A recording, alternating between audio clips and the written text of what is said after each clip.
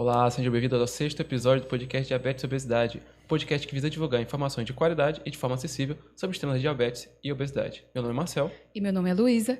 Nos sigam no Spotify e no Instagram, @podcast Diabetes e Obesidade. Hoje nós vamos conversar aqui sobre um tema muito importante, né? Muito em alta hoje em dia sobre o tema da obesidade, que é o tratamento da cirurgia bariátrica, né?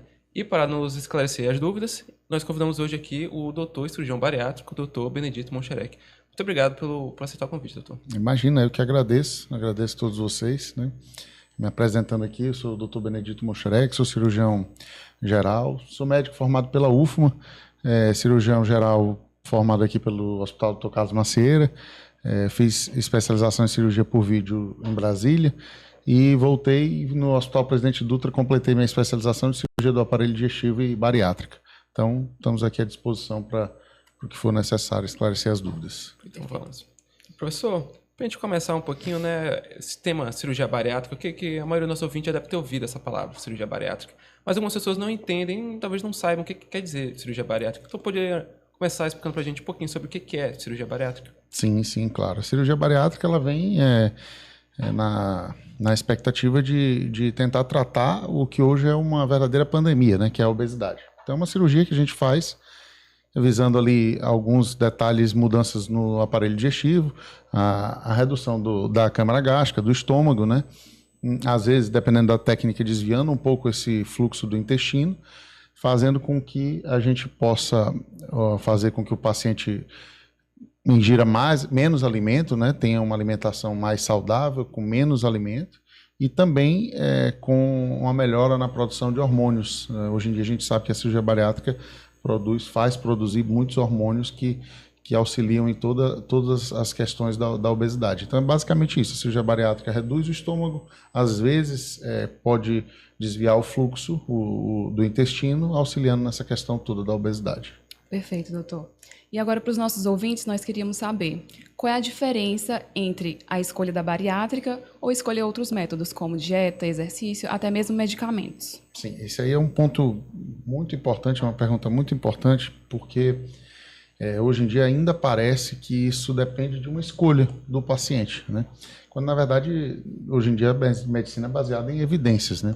A gente tem estudos robustos que mostram que a cirurgia bariátrica, mas sem dúvida, hoje o tratamento mais eficaz e duradouro no combate à obesidade. A obesidade a gente sabe que em poucos anos já está chegando a quase 30% aqui no Brasil, né? A gente está passando por um processo de aumento, então é um tratamento importante que não pode deixar ser colocado como uma escolha do paciente, né? Claro que todo paciente vai escolher o tratamento, mas ele tem que saber que o tratamento mais eficaz e duradouro é a cirurgia bariátrica, para determinados casos. Então, claro que nem todo mundo vai poder ser elegível para a cirurgia bariátrica, mas assim, quando o paciente é elegível e preenche todos os critérios e indicações para a cirurgia bariátrica, se você tratar de outra forma, com dieta, exercício, você vai estar tratando uma patologia de forma errada.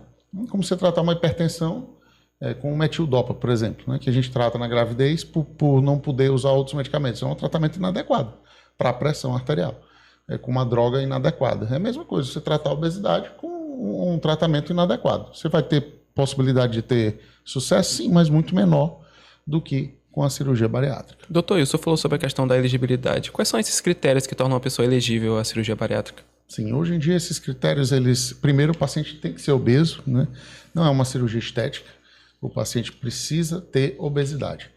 Além de ter obesidade, esse paciente precisa ter uma obesidade inicialmente grau 2, que é aquela obesidade em que o IMC é maior do que 35. O que é IMC? IMC é um númerozinho que a gente faz um cálculo dividindo o peso pela altura ao quadrado. Pega o peso, divide pela altura, multiplica pela altura de novo, e aí você vai ter um número. Esse número, se for acima de 35, esse paciente tiver há mais de 2 anos tentando emagrecer com tratamentos conservadores clínicos e tiver alguma comorbidade, esse paciente ele é elegível para cirurgia bariátrica, ou seja, o melhor tratamento para ele é a cirurgia bariátrica. Se o paciente tiver IMC acima de 40, ele não precisa estar há mais de 2 anos tentando e não precisa ter nenhuma comorbidade, ele já é elegível de cara, né? A obesidade mórbida, a obesidade grau 3, a obesidade severa, ele já tem elegibilidade para tratar com a cirurgia bariátrica de forma segura. com certeza. Doutor, a gente sabe também que a cirurgia bariátrica, para o tratamento da obesidade, existem várias técnicas, né? Você poderia falar para a gente um pouquinho mais sobre as principais técnicas usadas para o tratamento da obesidade? Sim, assim, as técnicas da cirurgia bariátrica são muitas, existem várias, né? E tem muitas cirurgias emergentes que estão surgindo para que possa aumentar esse leque de tratamento do paciente obeso. Mas, assim, as duas que são autorizadas pelo Conselho Federal de Medicina, que fazem parte do nosso rol de tratamento, são o sleeve gástrico e o bypass gástrico. São as duas principais técnicas que a gente utiliza, né? O sleeve gástrico, a gente é uma cirurgia um pouco, digamos assim, menos agressiva, tem um efeito metabólico menor.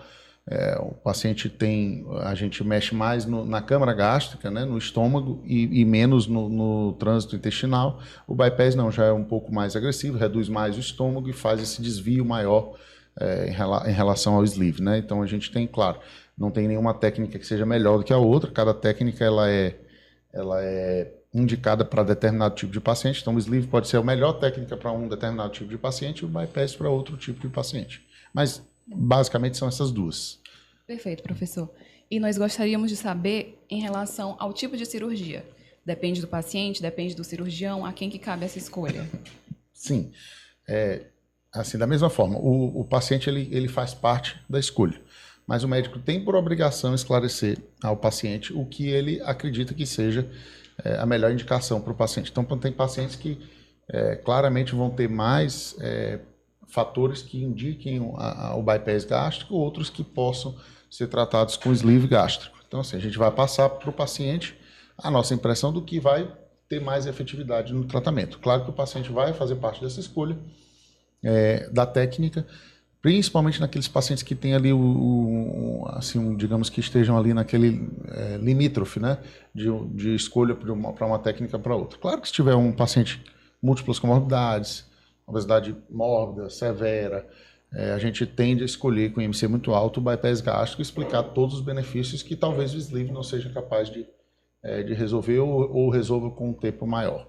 Mas, assim, ele faz parte, sim, da escolha dessa técnica. Doutor, um tema que acaba confundindo às vezes é essa questão da diferença entre cirurgia bariátrica e a cirurgia metabólica. Qual a diferença final entre uma das duas? Na verdade, assim, toda cirurgia bariátrica é um pouco metabólica, né?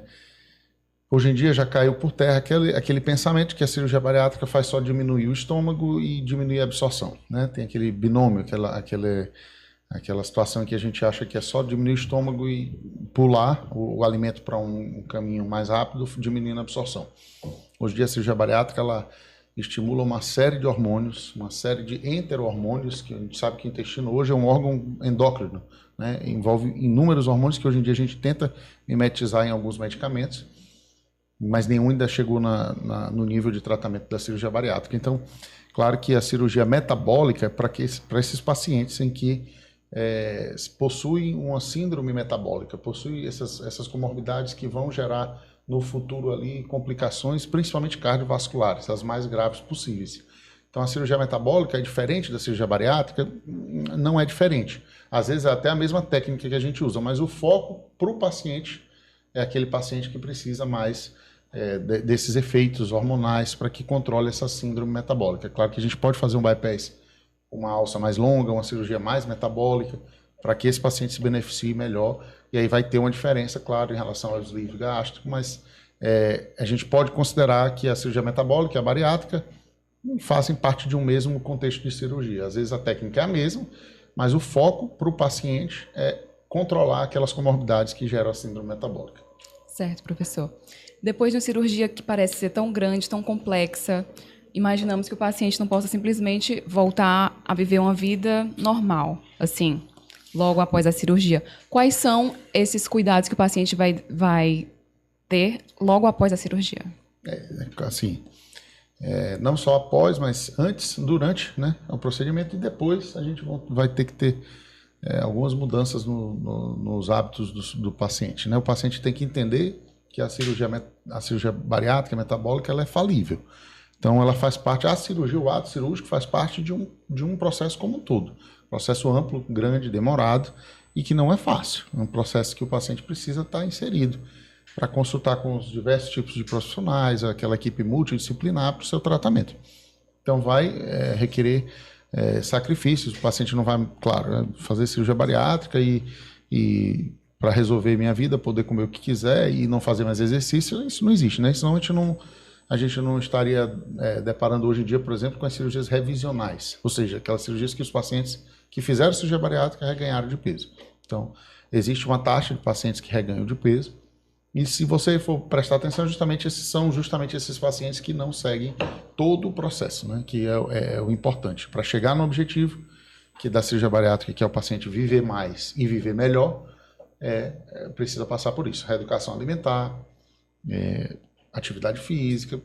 Mas aí se eu estou fazendo a cirurgia bariátrica, para que eu vou fazer isso tudo? Né? Os pacientes perguntam. Eu já estou fazendo a cirurgia, é para não fazer isso, né?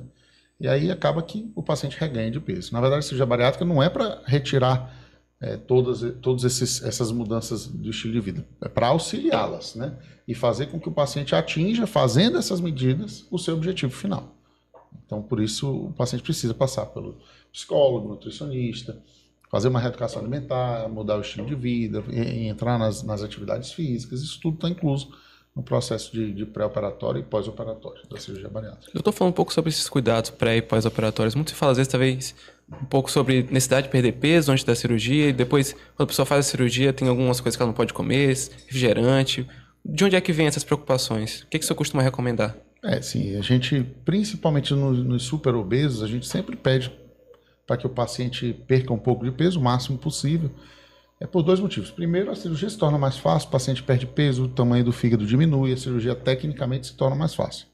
E com menos riscos, né? A gente sabe que quanto mais obeso, maior o risco durante a cirurgia do procedimento.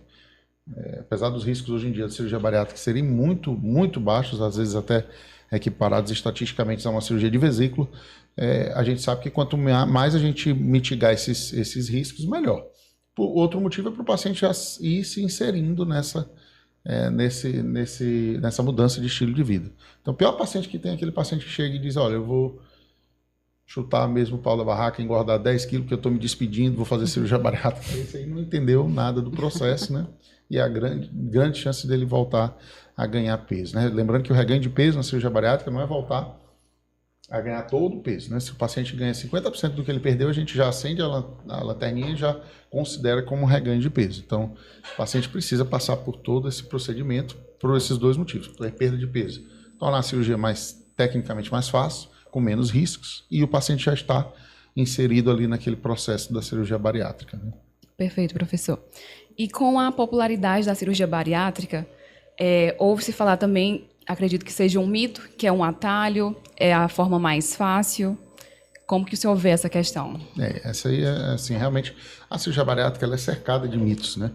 É cercada de todas essas, às vezes, desinformação, que a gente até entende dos leigos. Os profissionais de saúde, não. A gente não aceita mais. A gente tem estudos robustos e que mostram que a cirurgia bariátrica, ela não é, como você falou, não é um caminho fácil. Ela é um tratamento eficaz, duradouro, como eu já mencionei, mas que não é fácil e exige do paciente uma série de mudanças. Então, realmente é um mito. O paciente vai precisar passar por essa mudança de estilo de vida, porque a cirurgia bariátrica ela precisa atingir o objetivo final, que é o paciente viver mais e viver melhor. Sim. Hoje em dia, a gente sabe que metade dos pacientes, né, com obesidade grau 3, super obeso, eles não passam dos 50 anos, né? Então, assim, é um dado muito, muito expressivo. Então, você vê, se você prestar atenção, você não vê tanto idoso obeso, né?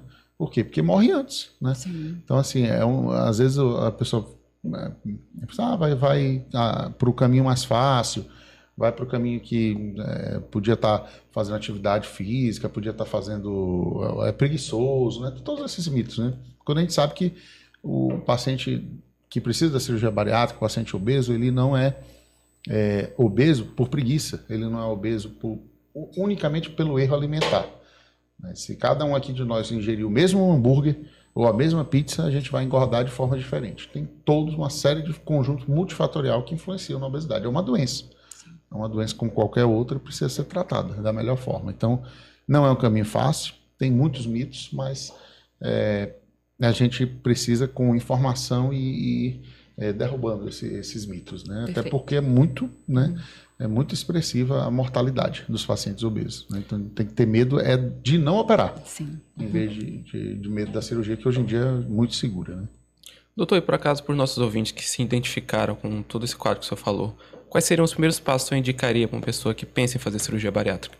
Primeiro passo é consultar mesmo com o cirurgião bariátrico, entender se tem a indicação, né, da cirurgia e passar por todo esse processo que a gente explicou aqui, né? Passar pelo conjunto de profissionais que são extensos, né?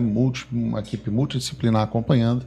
Então a gente tem na equipe nutricionista, psicólogo, pneumologista, cardiologista, anestesista, endocrinologistas. Então é uma série de profissionais que vão auxiliar nesse pré e no pós-operatório. Então, o primeiro passo seria a consulta com o cirurgião, tentar já mudar essa forma de ver o processo da cirurgia bariátrica, tentar mudar um pouco o estilo de vida, tentar já se inserir nesse processo para que se torne mais fácil, né, ao longo do tratamento, e seguir com a realização dos exames pré-operatórios, as liberações dos laudos, e posteriormente com a cirurgia e todo o seu pós-operatório acompanhado pela equipe multidisciplinar. Perfeito. Foi uma conversa muito esclarecedora. Demais. Gostaríamos de agradecer ao Dr. Benedito e pedimos que, por favor, diga seu contato, suas redes sociais. Sim. Eu que agradeço a oportunidade. É sempre bom a gente estar falando de um tema importante, né, e cheio de dúvidas com mitos.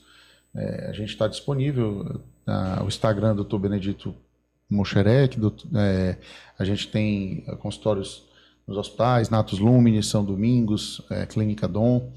Você pode seguir nas redes sociais, pode entrar em contato, que a gente está disposto aí a realizar o tratamento de quem for. Muito obrigado, doutor. Sigam o doutor nas redes sociais e também sigam o podcast Diabetes e Obesidade nas redes sociais, @podcast Diabetes e Obesidade. Esse é o nosso 6º episódio e se liguem nos próximos. Até mais. Até a próxima, pessoal. Tchau, tchau.